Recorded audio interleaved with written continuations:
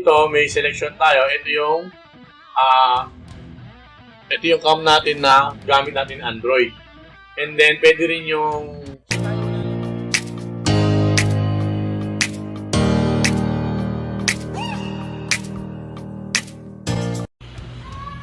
Hi guys, welcome back to my channel. So for today's video, tuturo ko sa inyo kung paano nyo gagawin tong Android phone nyo na gawing webcam para din sa computer natin.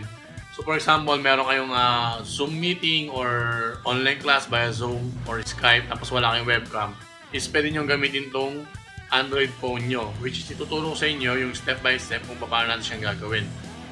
So bago natin simulan tong video, don't forget to subscribe to my channel.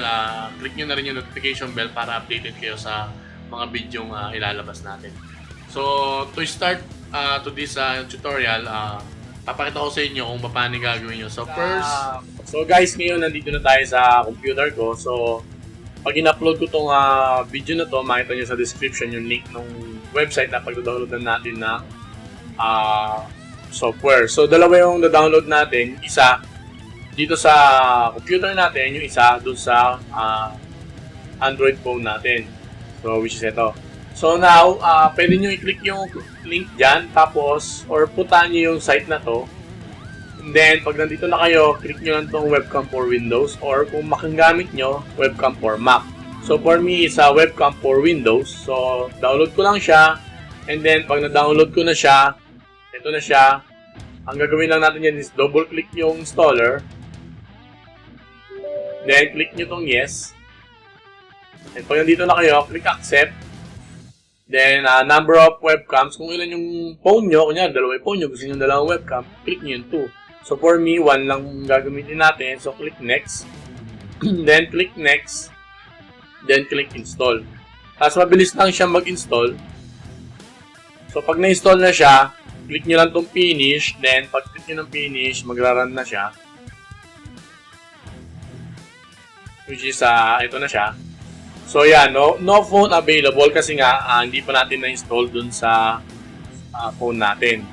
So, ito ngayon guys, pakita ko naman sa inyo kung paano natin i-install yung sa phone natin.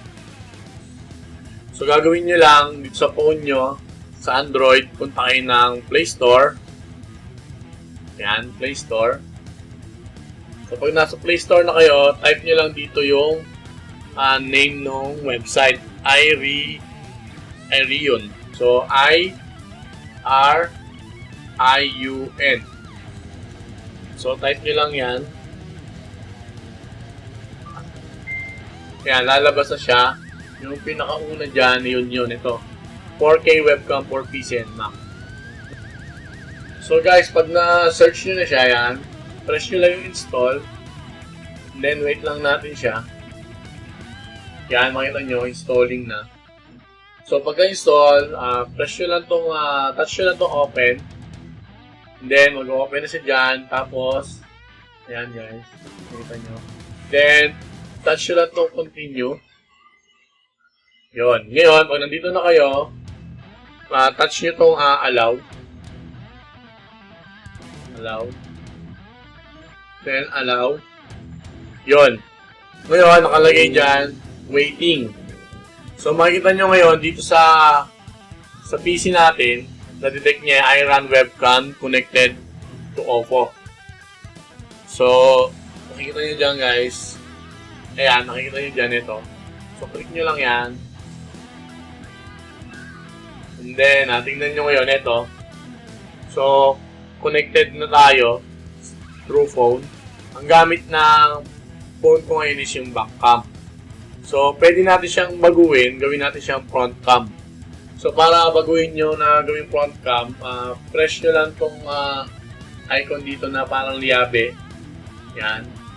Ngayon, press nyo to, touch nyo, then select nyo yung front. Then, touch nyo yung back. Pag back nyan, detect niya na, yun. So, ngayon, nandito na tayo sa front cam natin. Okay. Kung makita nyo, ayan. Ayan yung front cam natin. So, mas maganda to kung gagamitan nyo na yung binili natin na ito, yung vlogging kit. So, pwede nyo siyang ilagay dito. Yan.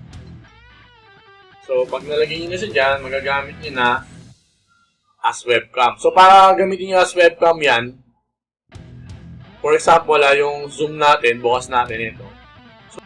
So, sa zoom settings, which is yung nandito na gear, and then sa video,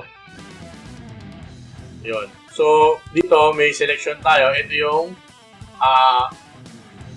yung cam natin na gamit natin Android. And then, pwede rin yung HD or yung original ratio. Mas maganda kung HD. Diba? So, sa Skype naman, open natin yung Skype para makita natin yung settings sa